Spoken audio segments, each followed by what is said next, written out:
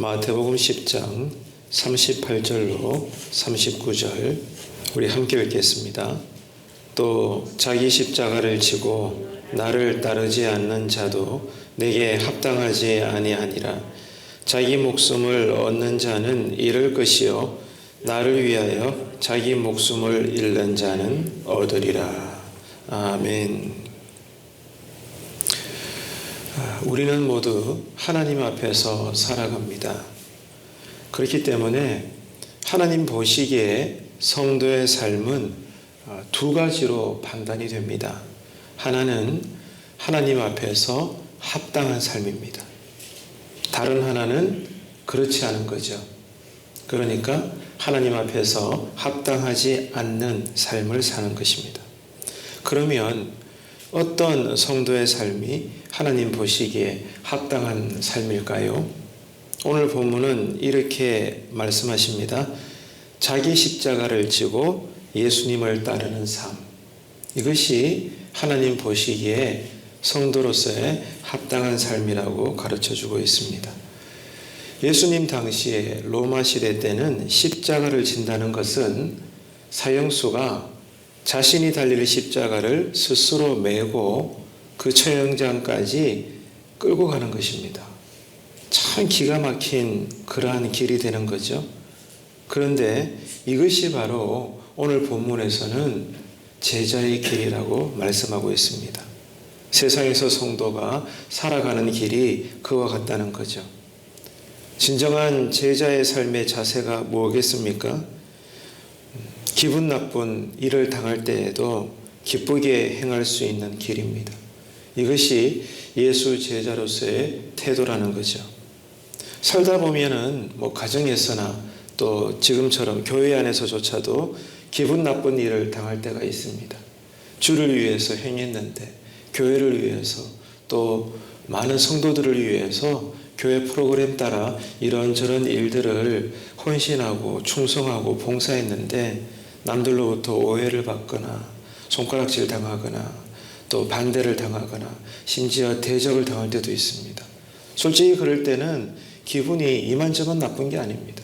사실 그런 일들이 허다하죠. 교회 안에서도. 그러나 하나님 보시기에 바른 성도, 성숙한 성도는 그런 상황에서도 자신의 감정을 다스릴 줄 안다는 겁니다. 자신의 감정을 침묵할 줄 알고 오히려 담담히 여전히 기쁘게 행동하는 것입니다. 왜요? 하나님만 바라보고 하나님 때문에 내 감정에 놀아나는 것이 아니라 솔직히 기분은 나쁩니다. 굳이 내가 이렇게 해야 돼?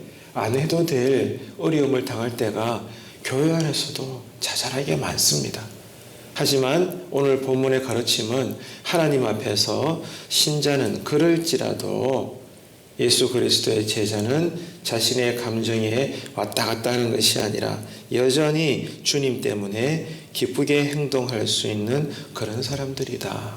이렇게 말씀하고 있는 것입니다. 왜냐하면 이게 참 중요한 기준인데요. 예수님이 그렇게 사셨기 때문입니다. 이 땅에서 예수님이 완전한 사람으로서 또한 완전한 하나님의 본체, 하나님의 아들로서 신성과 인성을 다 가지신 분이잖아요. 주님조차도 이 땅에서는 마치 도살장에 끌려가는 어린 양처럼 한마디 떼지 아니하시고 십자가에서 땀과 피를 다 쏟아 죽으시기까지 아무런 인간적인 말을 하지 않으면서 끝까지 사명을 감당하셨던 그 모습을 보여주셨기 때문에 우리는 날마다 주님 안에서 살기 때문에 주님처럼 우리도 감정에 따라 이랬다 저랬다 하는 것이 아니라 괴롭고 짜증나고 눈물나고 아프고 외롭고 억울하고 손해당하고 그렇지만 주님 때문에 한번 따라할까요? 주님 때문에 주님과 함께 오늘 이 하루도 여러분 감정을 이겨내시고 주님 바라보시고 여전히 담담히 복음의 기쁨을 가지고 살아내시는 이 하루가 되시기를 바랍니다. 기분이 나쁘고 손해를 볼지라도 오히려 그런 상황조차 담담히 받아들이고 희생을 당하는 것, 이것이 뭐냐 하면 자기 십자가를 지는 생활이다. 그것입니다.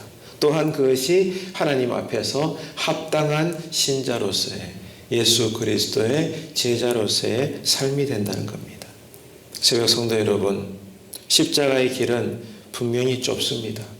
누가 봐도 험난합니다. 하지만 명심하세요. 그 끝에 누가 계시죠? 예수님이 계십니다. 그 끝에는 영광이 우리를 기다리고 있습니다. 스테판 집사가 돌에 맞아 순교하는 그 순간에도 영안이 열려서 눈을 들어 하늘을 봤을 때 그 고난의 끝에 누가 서 계셨어요? 예수님이 보좌에서 일어나 계셔서 지금 곧 운명을 순교당하는 중에 있는 스테판 집사를 바라보고 계셨어요. 이게 사도행전의 증언인 것입니다. 하나님 앞에서 합당한 삶은 그 끝을 바라보는 것입니다. 지금의 과정은 힘듭니다. 피눈물 납니다. 내가 왜 굳이 이렇게 해야 돼? 절절히 내 마음속에 그 생각이 물밀듯이 올라옵니다. 그러나 과정이 머무르지 않고 우리의 믿음의 눈이 고난의 끝을 바라보는 거예요. 그 끝에 누가 계시죠? 우리를 품에 안아주실 예수님이 기다리고 계시는 겁니다. 지금의 상황을 믿음으로 끝까지 인내할 수 있는 사람, 그 사람이 성령 충만한 사람이에요.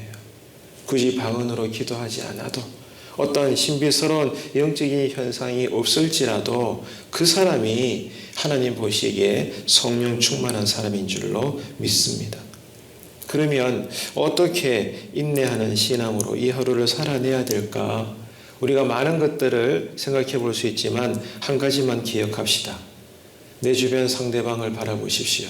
누구든지 간에 어렵지 않게 그 사람들의 허물을 우리는 끄집어낼 수 있습니다. 그러나 허물이 있을지라도 하나님 때문에 주님 안에서 여전히 그들을 사랑하는 것입니다.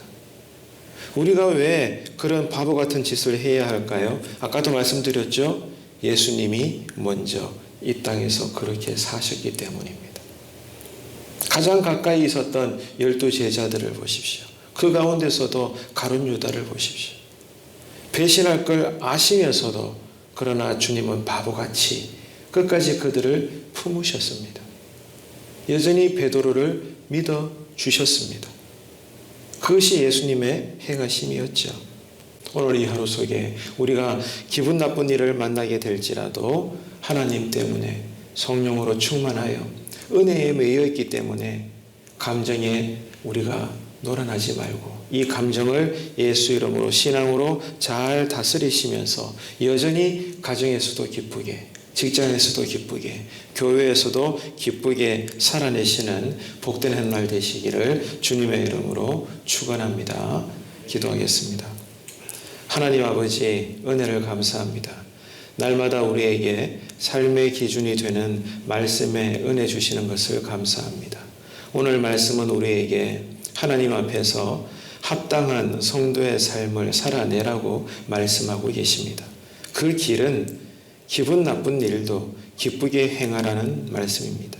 왜냐하면 예수님께서 먼저 그렇게 사셨고 우리에게 본을 보여주셨기 때문입니다.